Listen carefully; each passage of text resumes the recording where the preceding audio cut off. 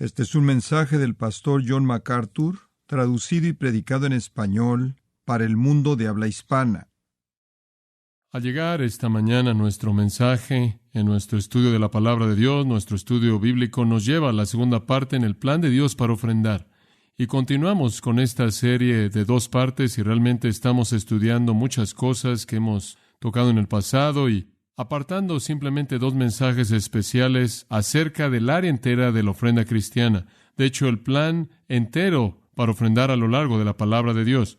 Ahora, normalmente estos son los sermones que todo el mundo evita, que cuando usted sabe que el pastor va a hablar de la ofrenda, usted decidió ir a ver a la tía Marta o algo y regresar la semana próxima, y entonces los felicito por su valentía y por estar aquí. Pero realmente la obediencia a estos principios conlleva una gran bendición.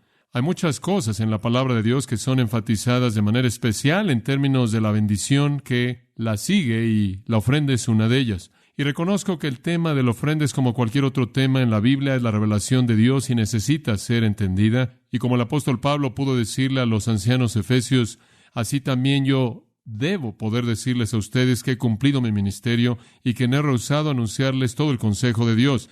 Y no declararles estos principios sería robarles la bendición en el área que Dios ha permitido para una bendición tan maravillosa. Y creo que es importante para nosotros tener una perspectiva correcta de esto, porque creo que la mayoría de los cristianos seriamente no lo han hecho en la enseñanza de la ofrenda. Conforme usted reflexiona en su vida en la iglesia en el pasado, ahora descubrirá que sus pensamientos acerca de la ofrenda variarán en muchas áreas diferentes, pero gran parte del tiempo de nuestra relación con la ofrenda en una iglesia puede ser muy desagradable. Hay algunas iglesias, por ejemplo, en las que usted ha estado y yo he estado, que están preocupadas con el dinero. Y parece como si todo lo que sucede tiene signos de dólares en lo que hacen. El éxito de cualquier cosa se mide en cuán grande fue la ofrenda, y nunca se pierde una oportunidad para hacer apelaciones. Y todo enfoque posible y concebible y técnica humana son usados para que las apelaciones sean eficaces. Cuando multitudes grandes se congregan para cualquier reunión de cualquier tipo, con cualquier propósito en mente, parece que es una oportunidad para producir dinero o para recibir ofrendas grandes. Se hacen esfuerzos constantes que publican y buscan levantar dinero a través de muchos medios y se colocan a los pies de la gente. Y las iglesias con mucha frecuencia se meten en el área de los negocios, desarrollan campañas de mercadotecnia, comercializan ciertas cosas que traen utilidades.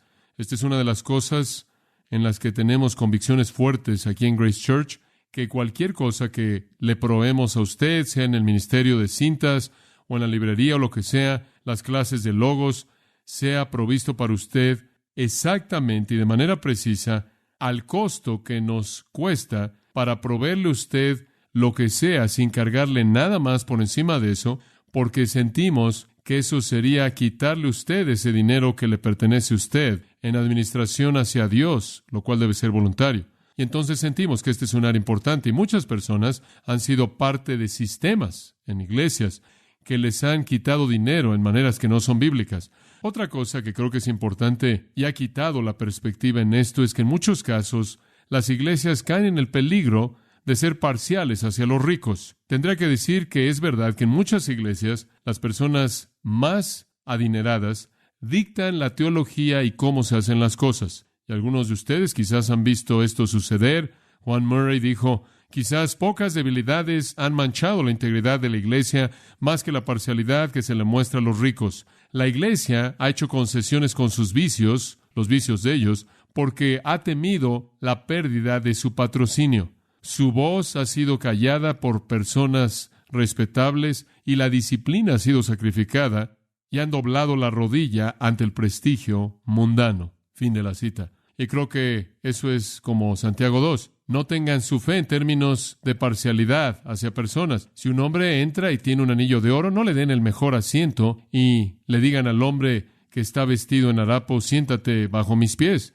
Eso es mostrar parcialidad. No hay lugar para la parcialidad, sino únicamente para la imparcialidad. Creo que cuando una iglesia es parcial hacia los ricos, no es diferente que vender indulgencias. Ahora hay otras personas que usan el temor espiritual para intentar presionar a la gente para ofrendar, y esto está igual de mal. Lo correcto en el área de la ofrenda es enseñar las verdades de la palabra de Dios y después dejar en manos del Espíritu de Dios el generar la respuesta junto con el resto de los frutos de espiritualidad. Y entonces enseñamos la palabra de Dios. No usamos técnicas humanas, no usamos programas, simplemente enseñamos la palabra de Dios, asumiendo que el Espíritu de Dios producirá en las vidas de la gente el tipo de ofrenda que es proporcional con el tipo de vida. Ahora dijimos que los patrones para ofrendar en las Escrituras, en términos de revelación, se dividen en 3 categorías. En la primera parte, la semana pasada, estudiamos la categoría 1, la cual fue la ofrenda desde el libro de Génesis hasta el tiempo de Moisés.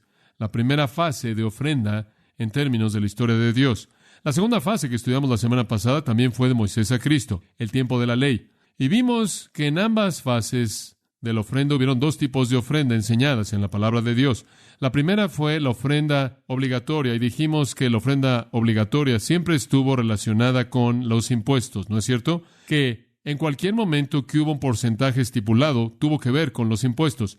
Fuera el 20% de ingreso por los ingresos que fueron impuestos en Egipto, en Génesis 41 o 47, el cual fue antes de Moisés y antes de la ley mosaica, fuera el 23 o algo así % impuesto en Israel, mediante los 3 diezmos que pagaban, además de algunos otros impuestos. En ambos casos, la ofrenda que era obligatoria, que era requerida, aquello que era dictado, fue la ofrenda obligatoria del Antiguo Testamento. La ofrenda voluntaria, de nuevo, fue otra cosa. Siempre fue espontánea, voluntaria. Ninguna cantidad jamás fue estipulada, ninguna frecuencia jamás fue estipulada. El único motivo nunca fue la ley, el único motivo fue un corazón agradecido y amoroso. Entonces, los 2 tipos de ofrenda en el Antiguo Testamento, ofrenda obligatoria, la cual fue impuestos, diezmos bajo la ley mosaica, nunca fue ofrenda voluntaria. La razón por la que el diezmo no es ofrenda es porque el diezmo no perteneció al pueblo y entonces no lo podían dar. Una y otra vez vimos que el Antiguo Testamento dice que el diezmo es ¿de quién? Del Señor. Y si usted no daba el diezmo al Señor, según Malaquías 3, usted robaba a Dios. Porque para financiar la entidad nacional, el gobierno fue financiado por los diezmos de los judíos. Los 3 diezmos cubrían los salarios y la vida de los ministros del gobierno, quien eran los sacerdotes y los levitas. El segundo diezmo, el segundo 10%, cubría la vida social y religiosa de la nación y proveía para las festividades en Jerusalén. El tercer diezmo, pagado cada tercer año, fue para el sistema de bienestar social. Eso nunca debe ser confundido con la ofrenda voluntaria u ofrendas a Dios. Los diezmos en el Antiguo Testamento fueron impuestos, no ofrendas. Y entonces vimos eso la última vez. Cubrimos entonces el hecho de que en el Antiguo Testamento se enseñan 2 cosas. Ofrenda obligatoria, esto es pague sus impuestos. Ofrenda voluntaria, esto es dé a Dios lo que su deseo desea darle a Él. Ninguna frecuencia fue prescrita y muy poco se dijo fuera de decir que la generosidad y la liberalidad serán recompensadas. Ahora, en esta mañana llegamos al Nuevo Testamento y vamos a estudiar lo que el Nuevo Testamento tiene que decir acerca de la ofrenda, y permítame tan solo comenzar al decir esto. Dice exactamente lo mismo que el Antiguo Testamento dijo. Han habido muchas personas que dijeron, bueno, la ofrenda del Antiguo Testamento fue una cosa y la ofrenda del Nuevo Testamento es algo más. No es así. La ofrenda del Nuevo Testamento es definida de manera más clara, pero es lo mismo. Hay 2 tipos de ofrenda enfatizados en el Nuevo Testamento. 1, pague sus impuestos. 2, dele a Dios lo que usted quiera darle. No hay cantidad. Comencemos a ver la ofrenda obligatoria del Nuevo Testamento. ¿Qué fue demandado en el Nuevo Testamento? Para comenzar, veamos Mateo capítulo 17. Ahora usted va a tener que seguirme en su Biblia. Usted tiene un pequeño bosquejo ahí que estaremos usando en tan solo un minuto para ayudarle a seguir. Pero en Mateo 17 se nos presenta el tema en el Nuevo Testamento de la ofrenda obligatoria. Ahora recuerde, los diezmos que fueron demandados de los judíos junto con el impuesto del templo, junto con el reposo de la tierra, junto con el impuesto especial para el repartimiento de utilidades en donde un hombre no podía cosechar las esquinas de su campo, él tenía que dejarlos para los pobres. Todo esto fue impuestos. Y en los tiempos del Nuevo Testamento, en los tiempos en los que los evangelios fueron escritos primordialmente, los judíos todavía estaban bajo estas leyes. Y entonces fue apropiado para un judío continuar pagando sus diezmos a Israel para apoyar a los sacerdotes, para que tuvieran dinero para los pobres, para cuidar de las festividades en Jerusalén. Estas cosas continuamente siguieron. El sistema de impuestos en el tiempo de Cristo todavía seguía. El tesoro del templo, la corte de las mujeres, todavía tenía esos pequeños 13 receptáculos en forma de trompeta, y el pueblo todavía entraba ahí y todavía colocaba ahí su dinero de impuestos en esas cosas. No obstante, además de que sucedía eso, los romanos estaban demandando impuestos de ellos y eso se estaba convirtiendo en algo exorbitante. Pero todavía estaban bajo la obligación de la ley mosaica de pagar sus impuestos.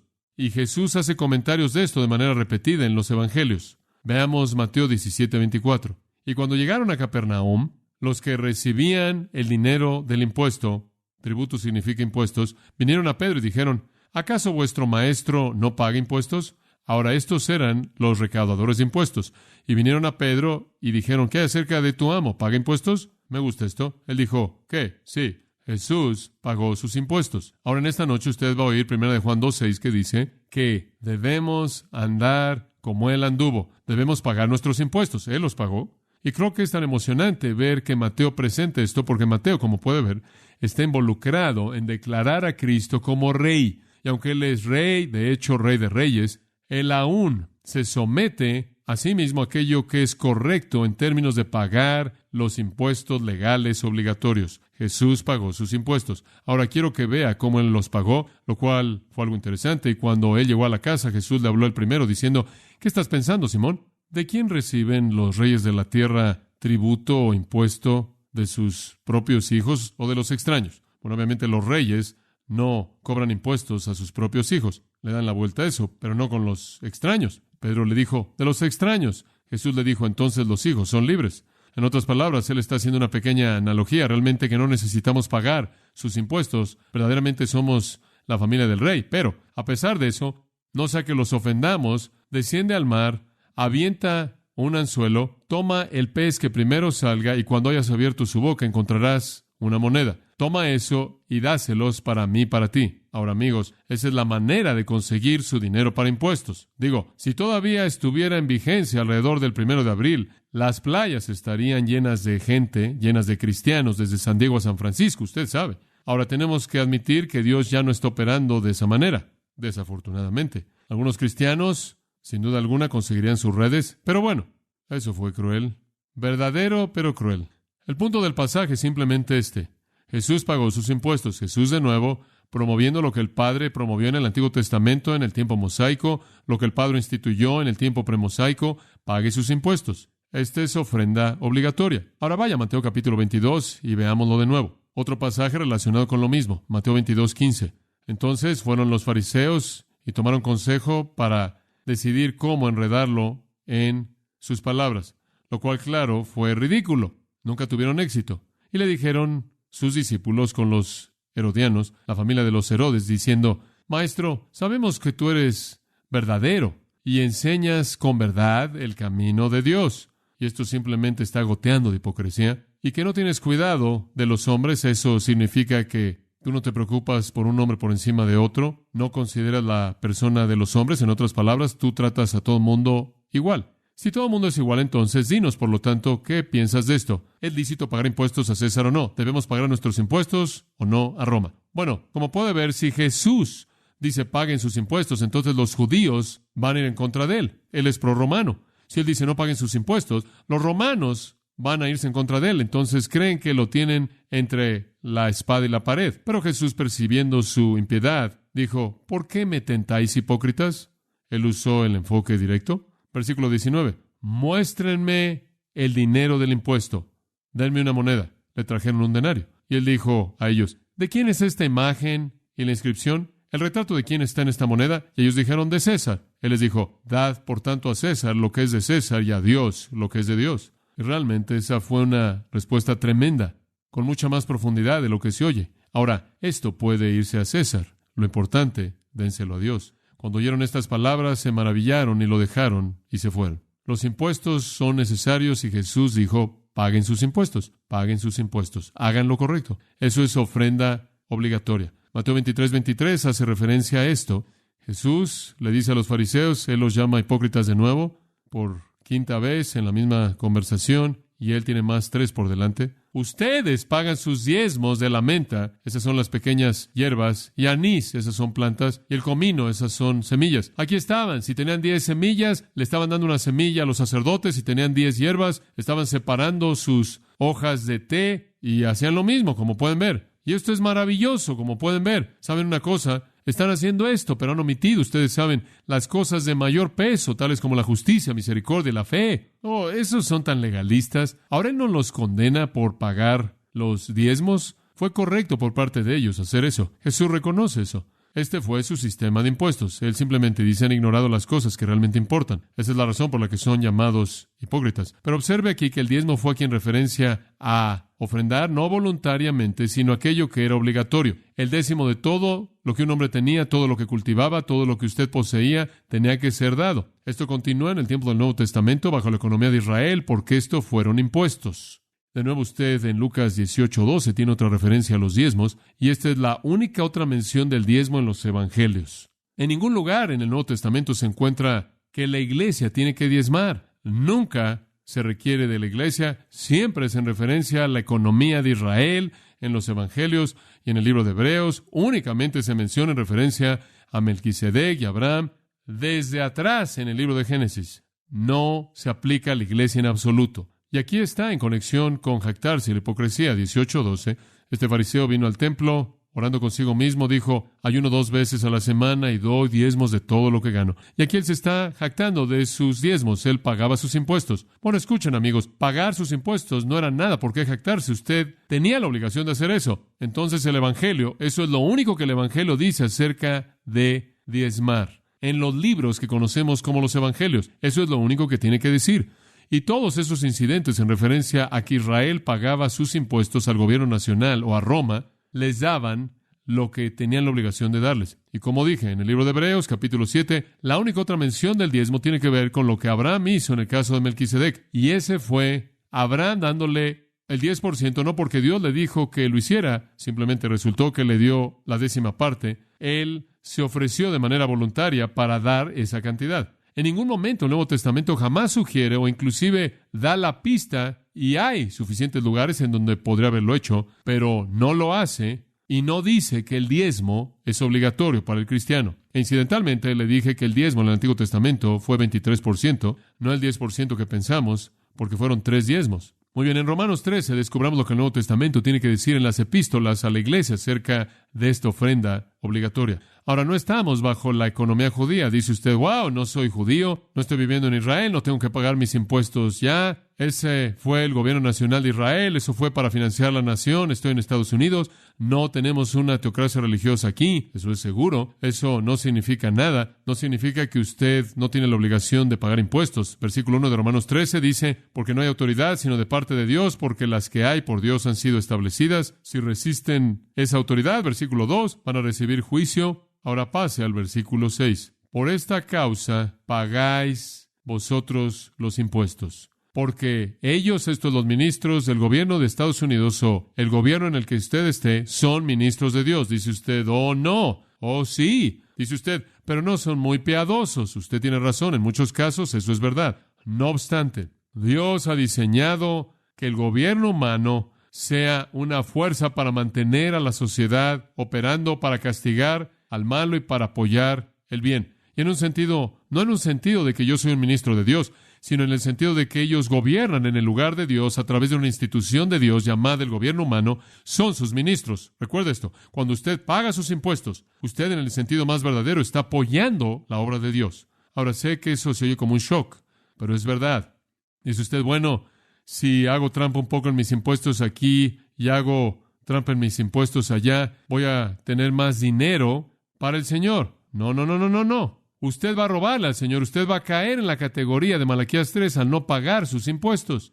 El gobierno debe ser financiado por la gente. Escuche, especialmente la gente cristiana. Ahora conocemos al Dios que ha establecido el gobierno. No le robe al gobierno. Usted está perdiendo una bendición al tomar lo que le pertenece a Dios. De hecho, tenemos que descubrir toda manera posible en la que usted puede pagar sus impuestos. Es una oportunidad maravillosa. Creo que tengo algo de emociones encontradas en eso. Pagad a todos lo que debéis. Tributo a quien es debido, costumbre a quien Es debido temor a quien es debido, honra a quien es debido. En todos lados, honra al gobierno, y Dios lo va a bendecir usted porque usted ha sido obediente a su principio y usted ha apoyado a los ministros de él. Muy bien, ahora cubre la ofrenda obligatoria, y todo lo que dice acerca de la ofrenda obligatoria en el Nuevo Testamento es: amigos, paguen sus impuestos. Ese es el diseño de Dios y usted será bendecido. Muy bien, vayamos a la ofrenda voluntaria. Y aquí entramos a la categoría de la ofrenda que verdaderamente es ofrenda a Dios. No hay referencia acerca del diezmo en ningún pasaje en absoluto en el Nuevo Testamento que habla de la ofrenda cristiana. Absolutamente ninguno. Jesús nunca hizo obligatorio el diezmo. Pablo nunca lo hizo obligatorio. Pedro, Juan, Santiago, nadie. El escritor de Hebreos, ninguno de los escritores del Nuevo Testamento. Judas tampoco lo hizo obligatorio. Lucas, quien escribió Hechos, tampoco. Veamos 10 principios entonces que el Nuevo Testamento nos da para la ofrenda cristiana. 10 de ellos enlistados. Ahora vamos a estudiarlos rápidamente y creo que le van a ser muy útiles. Punto número 1. La ofrenda es invertir con Dios. Ofrendar es invertir con Dios. Lucas 6:38. Ahora este es un versículo fabuloso. Lucas 6:38. Dad y se os dará. ¿Ve usted el principio ahí? Usted no tiene que ser un banquero para entender que ese es el principio de la inversión. Usted le da a Dios y le será dado a usted. ¿Cómo? Buena medida. Será medido bien. Comprimido. ¿Sabe usted lo que eso significa? Significa que no será, como usted sabe, como las galletas que usted compra en el mercado y llega a casa y usted abre la caja y hay una pequeña pila en la parte de abajo, ¿verdad? Sino que cuando Dios le devuelve a usted, estará comprimido, estará atiborrado, estará lleno en términos coloquiales, remecido o sacudido. Si sacuden esas galletas antes de que vendan esos paquetes, usted realmente sabe lo que está comprando. Será sacudido, será empacado. Y aún así que estará desbordándose y así los hombres les darán en vuestro regazo. Como puede ver, Dios va a mover a otros para apoyar sus necesidades mucho más allá de lo que usted dio, porque con la misma medida que usted mida, le volverá a ser medido usted. En lo que usted invierte con Dios va a recibir dividendos. En lo que usted no invierte con Dios, usted no recibe ningún dividendo. Ahora, ahí está el principio bíblico en el Nuevo Testamento que se encuentra en la base o el corazón de toda la ofrenda cristiana. Ofrendar es invertir con Dios y la utilidad es una utilidad eterna, un dividendo eterno. Ahora quiero que vea Mateo capítulo 6, versículo 19. No os hagáis tesoros en la tierra, no inviertan su fortuna en la tierra. Algunos de ustedes han hecho eso y ahora desearían no haberlo hecho. No lo hagan. No os hagáis tesoros en la tierra, en donde la polilla y el orín corrompen y donde ladrones minan y hurtan. Sino haceos tesoros en el cielo, en donde ni la polilla ni el orín corrompen y donde ladrones no minan ni hurtan. Porque donde esté vuestro tesoro, ahí estará también vuestro corazón. En otras palabras, asegúrese de que su prioridad esté en invertir con Dios, porque en donde usted coloca su tesoro, ahí es donde usted va a colocar su corazón. Digamos que yo tomo $20,000 y tengo que robar para hacer eso, pero digamos que tomo $20,000, no lo voy a hacer. Y digo, muy bien, tengo 2 opciones. Puedo meter mis $20,000 en una inversión terrenal. Y entonces tomo estos $20,000 y lo invierto en una inversión terrenal. ¿Sabe lo que voy a hacer? Usted sabe. Voy a empezar a pensar en esos $20,000. Cada vez que recibo el periódico, voy a estar consultando la bolsa de valores y ver en dónde está eso y ver dónde está mi dinero. Y poco después, esos $20,000 van a estar controlando mi mente. Y voy a comenzar a meterme en lo que está pasando en términos económicos y voy a empezar a comerme mis uñas económicas y voy a empezar a preocuparme por mis $20,000. Y todo lo que eso hace es generar mis actitudes y acciones y respuestas hacia el mundo, porque ahí es en donde lo metí. Digamos que tomo los mismos $20,000 y se lo doy a Dios. Y entonces, ¿a dónde va mi atención? Voy a decir, Señor, ¿te acuerdas de esos $20,000 que te di? Hombre, espero que estés viendo algún dividendo en eso. Y eso genera mi relación con Él. ¿Lo ve? Eso es lo que significa cuando dicen, donde esté vuestro tesoro, ahí estará también vuestro corazón. Porque en donde esté su inversión, ahí es en donde su preocupación va a estar, queriendo ver los dividendos de su inversión. Entonces, haceos tesoros en el cielo. Ahora, el punto está en el versículo 24, al final mismo de esta pequeña sección. Él dice, ninguno puede servir a dos amos. Eso es dos señores, dos personas que tienen autoridad absoluta sobre él, porque o aborrecerá al uno y amará al otro, o se aferrará a uno y menospreciará al otro. No puede ser usted un esclavo de Dios y del dinero. Es uno o el otro. Si aprendiéramos a invertir con Dios, generaría actividad que va en esa dirección, porque estaríamos revisando nuestra inversión todo el tiempo. Créame que yo preferiría por mucho darle mi dinero a Dios que a cualquier organización que sé que depende de la economía. ¿Usted no? ¿Usted cree que Dios es más confiable? No me importa cuántos fondos de ahorro existan. Eso no me interesa. Y no me importa cuán fuerte Harry González o quien sea él, y cuán seguro yo sé que Dios es una inversión segura. Entonces, invertir con Dios es una premisa básica. Ahora, en 2 Corintios capítulo 9, no lo veremos ahora, pero lo veremos más adelante, nos dice que si usted siembra escasamente, usted cosechará escasamente. Y si usted siembra abundantemente, usted va a cosechar abundantemente. Y si usted siembra abundantemente, usted va a cosechar abundantemente. Si usted no da por tristeza o por necesidad, sino porque Dios ama al dador alegre, usted va a dar libremente, Dios va a suplir sus necesidades, Dios va a hacer que todo se le incremente a usted, Él tendrá toda suficiencia, de tal manera que Él va a llenar todo lo que usted necesita físicamente y espiritualmente. Es como ir al banco de sangre. Usted va al banco de sangre y da sangre. Ahora eso es algo preciado, ¿verdad? Eso es su sangre. Y sacan mucha de su sangre. ¿Sabe usted que 36 horas después usted tiene de regreso esa cantidad de sangre? Su cuerpo la reproduce. Dios devuelve la sangre que usted dio en 36 horas aproximadamente. Ahora sí es espiritualmente. Esa es una buena ilustración. Usted invierte con Dios y créame, quizás no sean 36 horas, pero la palabra de Dios es buena y Él la va a devolver con interés. Permítame darle otro principio, número 1. Simplemente tuve un buen pensamiento. ¿Se acuerda usted del joven rico en Mateo 19:21 que vino a Jesús y Jesús le dijo, ve y vende todo lo que tienes y dalo a los pobres y después puedes venir? Usted sabe. La gente lee acerca de eso y dice, wow, ¿tienes que regalar tu dinero para ser un cristiano? No creo que eso es lo que está diciendo. De hecho, creo que Dios bendice a algunos de nosotros que hemos invertido con ellos por encima de lo que le damos. Digo, me siento como que tengo tanto y sé que muchos de ustedes también. Y necesito ser más consciente, un administrador más consciente de ello todo el tiempo. Pero Jesús no estaba diciendo que usted tiene que regalar su dinero para ser un cristiano. Lo que él estaba diciendo fue, tu dinero es un estorbo entre tú y yo. Hubo un esclavo en una ocasión quien fue un cristiano tremendo.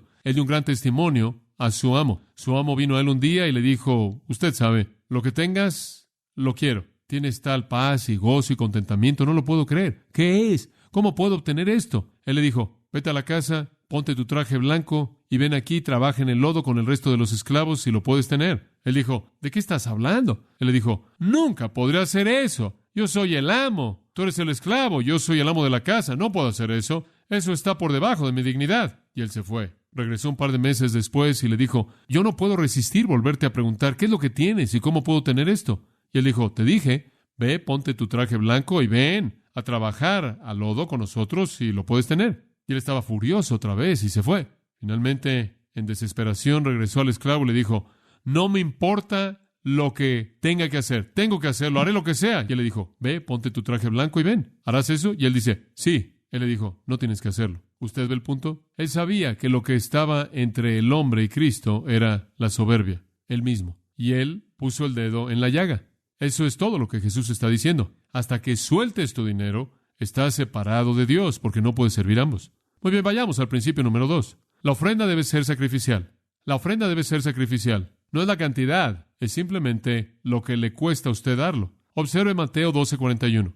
Y sé que usted ya se está adelantando a lo que estoy diciendo, Mateo 12:41. Y Jesús se sentó frente al tesoro. Ahora él aquí está sentado en el lugar en donde todo el mundo paga los impuestos. Él está viendo, está en el patio de las mujeres, el tesoro del templo, y él simplemente está viendo. Es un verbo imperfecto, lo cual significa que usted continúa sentado ahí y él continuó viendo. La gente vino, la gente vino, la gente vino, y él vio a la gente echando dinero en el tesoro, y muchos de los que eran ricos echaban mucho. Él vio a la gente rica entrar y realmente aventarlo en estos contenedores pequeños en forma de trompeta que estaban allí en la pared, 13 de ellos, alrededor del tesoro del templo, y todos estaban ahí echando sus impuestos y demás. Y él estaba viendo y seguía viendo. Y vino una viuda pobre y echó 2 blancas, o sea, un cuadrante. Amigos, 2 blancas es 1/8 de un centavo, y un cuadrante es 1/4 de un centavo. 2 octavos de un centavo. Aquí vino una viuda pobre y ella tenía la moneda más pequeña que había, una blanca de cobre, una lepta, alrededor de 1/8 de un centavo, y ella tenía 2 de esas que eran equivalentes a 1/4 de un centavo romano. Digo, no era suficiente para comprarle la comida a un sacerdote. Dice usted, ¿de qué sirve eso? Digo, eso no va a servir de nada. Alguien más está por ahí y está aventando mucho, y aquí están estos 2 pequeños leptas de cobre arrojados. ¿Qué está pasando aquí?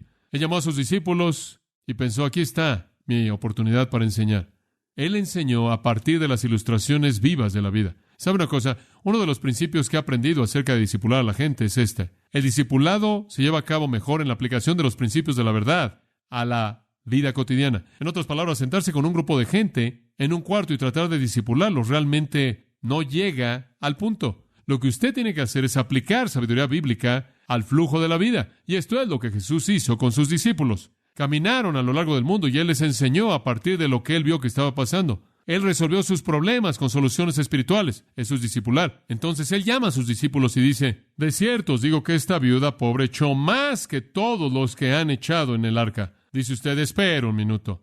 ¿Eso no es algo grande? Porque todos han echado de lo que les sobra. Pero esta, de su pobreza, echó todo lo que tenía, todo su sustento. Dice usted, ¿cómo es que él supo eso? Él sabía todo. Ella solo tuvo 1/8 de un centavo que le quedaba y lo dio. Wow. Dice usted, no es muy significativo. No va a ayudar mucho. Lo que fue significativo es que entregó todo, amigos. Y usted no puede dar más dinero que todo. Pero el punto que Jesús está presentando es este, que eso es sacrificio y esa es la esencia de ofrendar. Y el sacrificio definitivo sería darlo todo. La menor cantidad de dinero fue la ofrenda más grande. ¿Qué enseña acerca de la ofrenda? ¿Acaso esto enseña que debemos diezmar? No, enseña que debemos ofrendar sacrificialmente. Y quizás eso significa todo lo que tenemos. Ciertamente significa más de lo que estamos ofrendando ahora. Y digo eso también para mí. En Hebreos 13:16 dice, sino haced bien y compartir. Eso es compartir su dinero, sus posesiones. No se olviden. Escuche, porque con tales sacrificios se agrada a Dios. Lo que agrada a Dios al ofrendar es el sacrificio. Sacrificio. Filipenses 4:18, Pablo acababa de recibir mucho dinero de los filipenses y él estaba agradecido. Él dijo, tengo todo y abundo, estoy lleno, habiendo recibido de Epafrodito las cosas que me enviaron, un sacrificio acepto, agradable a Dios. Ahora observe lo que sucederá. Como respuesta, mi Dios suplirá, ¿qué? Todo lo que os falta, conforme a sus riquezas. Ustedes dieron sacrificialmente, ustedes invirtieron con Dios, Él proveerá todas sus necesidades según sus riquezas.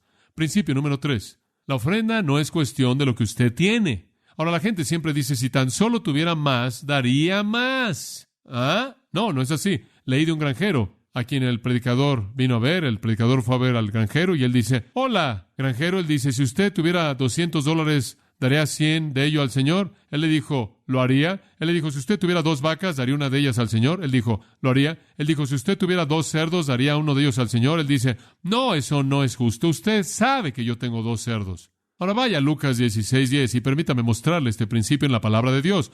No es cuánto tiene usted. Y sabe una cosa, y todos hemos hecho eso, ¿verdad? Si tuviera más, me encantaría que pudiera dar más. Me encantaría tener más. Es ofrenda proporcional. Usted podría dar más en cantidad, pero quizás no estaría dando más en proporción, y lo que está buscando Dios es la proporción.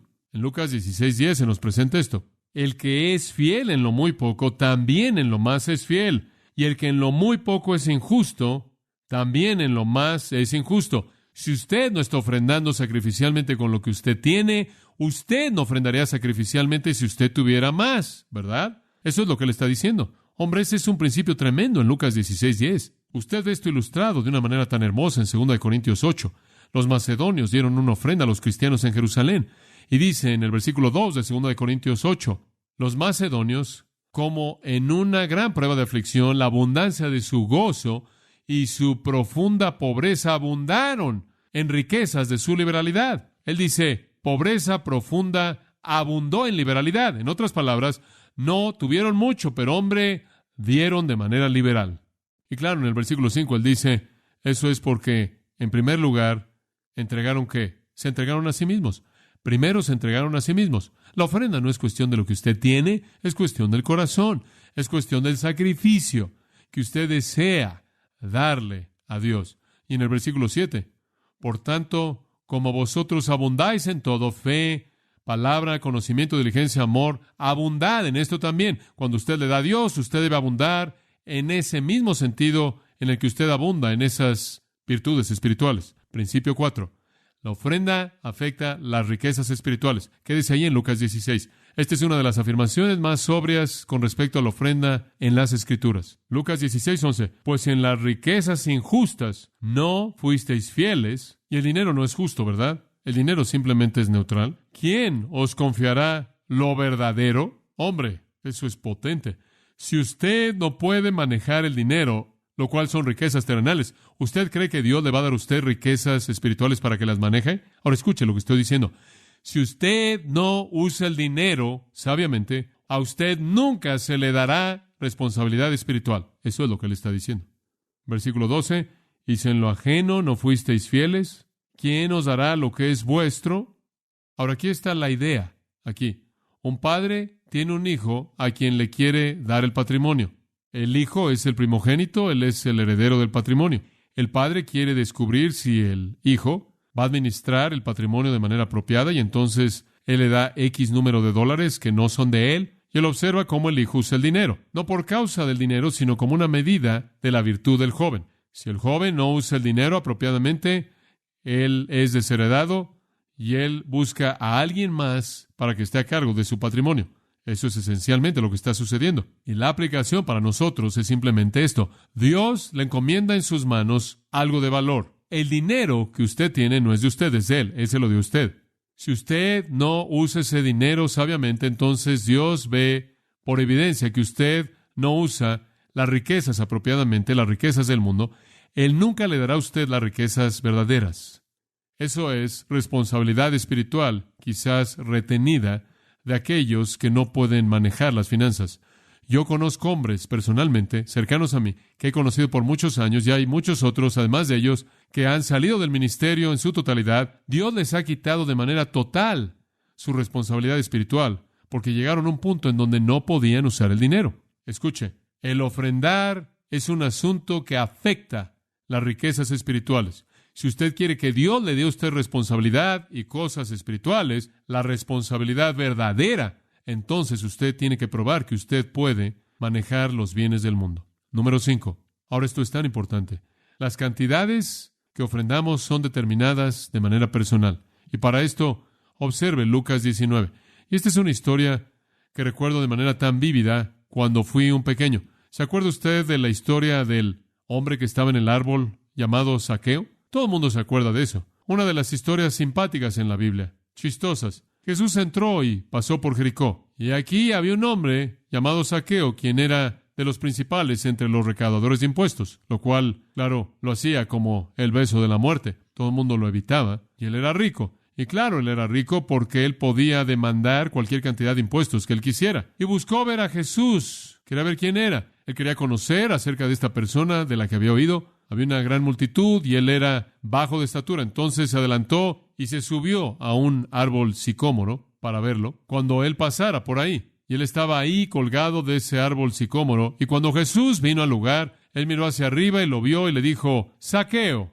Bueno, si él no se cayó del árbol fue únicamente porque estaba bien sentado. Digo, ¿cómo es que Jesús conoció su nombre? Zaqueo, dijo él, apresúrate y desciende, porque hoy debo estar en tu casa. Y él se apresuró, y quizás él se cayó del árbol, no sé. Él descendió y lo recibió con gozo. Él no lo podía creer, no lo podía creer. Ahora se fueron a casa y tuvieron un tiempo maravilloso, y toda la gente dijo, oh, ese Jesús va a ir y va a comer con pecadores. Y Zaqueo se paró derecho y se puso de pie y le dijo al Señor, aquí, Señor, la mitad de mis bienes le doy a los pobres. ¿No es eso maravilloso? ¿Él dio 10%? No. ¿Cuánto? 50%. La mitad de todo lo que el hombre tenía. Ahora Jesús pudo haber dicho, no, lo único que pedimos es la 10ª parte en el sistema que tenemos, amigo mío, puedes quedarte con lo demás. No, el Señor nunca restringió la ofrenda a la 10ª parte. ¡Cuán ridículo robarle a Zaqueo de las bendiciones! Dice usted, pero él va a estar en muchos problemas si él regala la mitad de todo lo que tiene, y si le he quitado algo a alguien mediante acusaciones falsas, se lo devuelvo al 400%.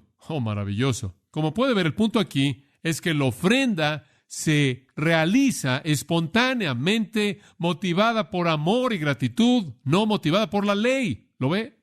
Eso es todo. Y el ejemplo es Jesucristo, quien se entregó a sí mismo, 2 Corintios 8:9. Él es nuestro ejemplo. Él se entregó a sí mismo. Él, quien era rico, por nosotros se hizo pobre, para que mediante su pobreza fuésemos enriquecidos. Y ahí está el patrón. Ustedes ricos se vuelven pobres para que otros puedan ser enriquecidos. Los macedonios ya eran pobres y quedaron sin nada para hacer que alguien más fuera enriquecido. Como puede ver, debe ser determinado individualmente. Es entre usted y Dios, motivado por un corazón agradecido. Eso es lo único que Dios dice. De hecho, la Biblia simplemente dice que Dios espera un corazón dispuesto. 2 Corintios 8 habla de un corazón dispuesto. Muy bien, permítame avanzar. Número 6. El ofrendar también debe ser en respuesta a la necesidad. Y únicamente voy a mencionar esto.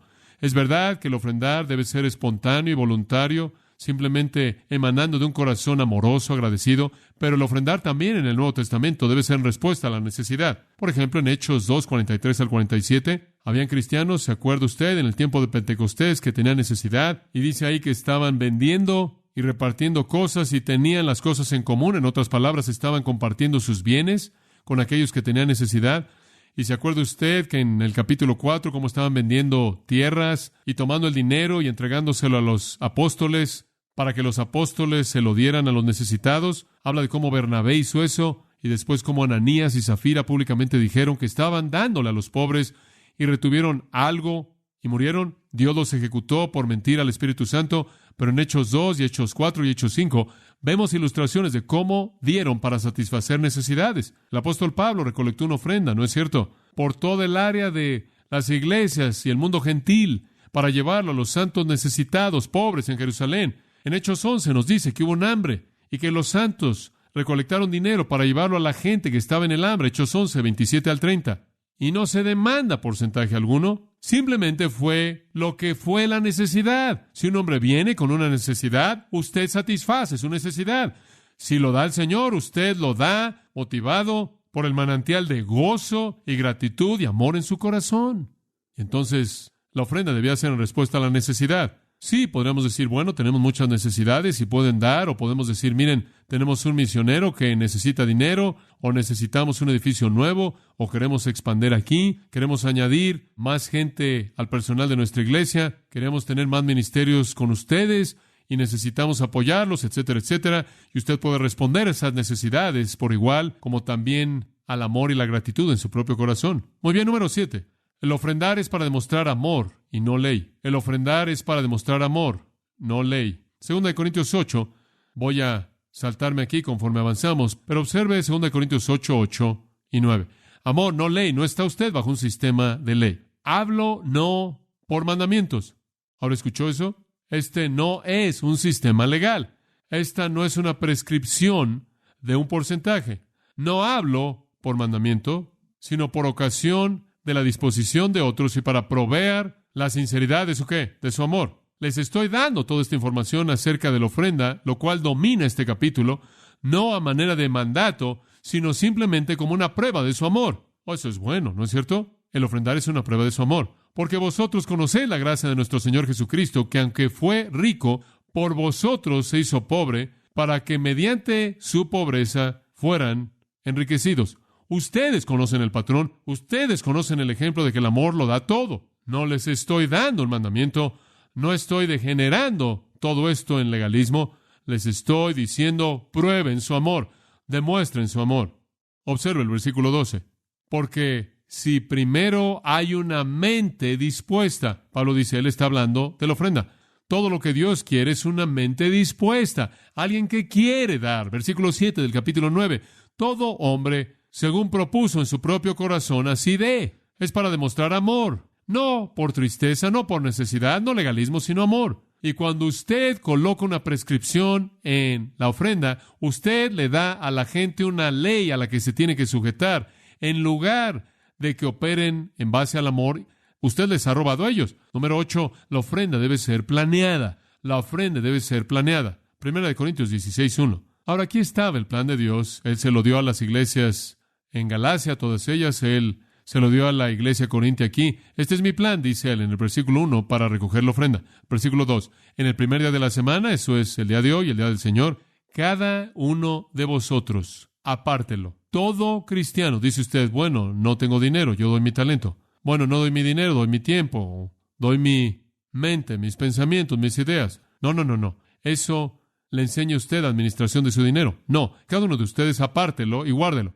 Ese lugar donde lo guarda puede ser su lugar en el presupuesto de la iglesia. Puede ser que usted tiene una cuenta especial en el banco en donde usted lo deposita para que usted tenga una reserva a partir de la cual satisface necesidades, pero semanalmente, preparándolo en su corazón, usted lo aparta conforme Dios lo ha prosperado a usted. Eso significa proporcionalmente, en base a un porcentaje, para que no se recoja nada cuando venga. Lo que él está diciendo es esto. Necesitan un presupuesto en la iglesia. Necesitan tener dinero disponible para satisfacer necesidades conforme surgen. No siempre pidiendo dinero de manera especial para ofrendas especiales, para cosas especiales. Cada día y cada semana del calendario, y conforme lo hacen, dan y dan y dan, ofrendan y ofrendan y ofrendan, para que ustedes acumulen un recurso. Y no solo eso, usted se enseña a sí mismo el significado de la administración de manera continua.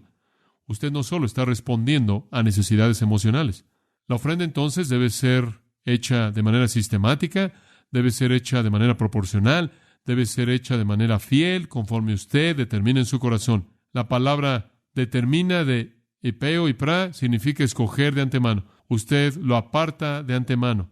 Planee, ore, prepare y ofrende, no sin pensarlo, y no en respuesta a la apelación emocional. Número 9, y tan solo brevemente, la ofrenda debe ser generosa. Este es un principio del Nuevo Testamento.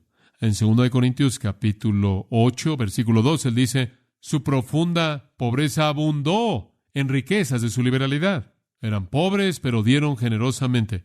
Capítulo 9, versículos 5 y 6, notará la palabra generosamente. Y de nuevo la palabra generosamente. Y de nuevo en el versículo 6, generosamente, generosamente. Ahora, esa palabra significa liberalmente. Generosidad es la idea. La ofrenda debe ser generosa, sacrificial. En Filipenses capítulo 4, el apóstol Pablo estaba tan agradecido por la generosidad de la iglesia filipense. Él dice, me he regocijado grandemente porque ahora, al fin, vuestro cuidado de mí ha vuelto a florecer y que se acordaron de mí. No porque necesitara cosas, dice él, el Señor satisface mis necesidades, pero estoy tan agradecido por lo que me han dado. Él dice, a cambio de lo que me han dado, y esto nos lleva al último punto, mi Dios suplirá que todo lo que os falta conforme a sus riquezas. Ese es el 10. La ofrenda generosa resulta en bendición. Pablo le dijo a los filipenses, debido a que me han dado tan generosamente, Dios va a suplir todo lo que les falta. Todas, sí, todas. Viendo 2 Corintios 9, observa el versículo 6. Usted siembra generosamente, usted cosecha generosamente. Y el versículo 8 dice, y Dios puede hacer que toda gracia abunde hacia vosotros, para que ustedes siempre, teniendo todo lo suficiente y todas las cosas, puedan abundar en toda buena obra. El versículo 10 dice, van a tener pan para vuestro alimento. Vuestra semilla se multiplicará. El fruto de su justicia se incrementará. Versículo 11, serán enriquecidos en todo, para toda liberalidad. ¿Lo ve? Usted siembra generosamente, usted va a cosechar generosamente. Ahí están los principios. No es sorprendente que nuestro Señor Jesús dijo, como se registra en Hechos 20:35, más bienaventurado es dar que recibir. Amados, estos son los principios para ofrendar en las Escrituras, y la bendición que los siguen pueden ser experimentados en la vida de todo administrador fiel. Oremos. Padre nuestro, sabemos que estas verdades son para nosotros, de ti, para nuestra bendición. Gracias por ellas. Y aún conforme nos despedimos en esta mañana, clava en nuestros corazones el compromiso con estas verdades. Hazlas parte de nosotros. Enséñanos a soltar las inversiones mundanas y a hacer tesoro contigo. Enséñanos a encontrar el equilibrio entre prepararnos para el futuro y ahorrar, hacer esas cosas de las que habla la Biblia, e invertir contigo. Que seamos sacrificiales hacia ti, que dejemos que el Espíritu de Dios nos controle de manera total en nuestras vidas, porque te servimos a ti y no al dinero. Satisface nuestras necesidades, Padre, aquí, así como tú prometiste que lo harías, y cumple tu obra a través de las ofrendas de tus santos. Oramos en el nombre de Cristo. Amén. Para más información sobre los mensajes y libros del pastor John MacArthur y de los derechos legales de los mismos, puede acceder a la página en gracia.org.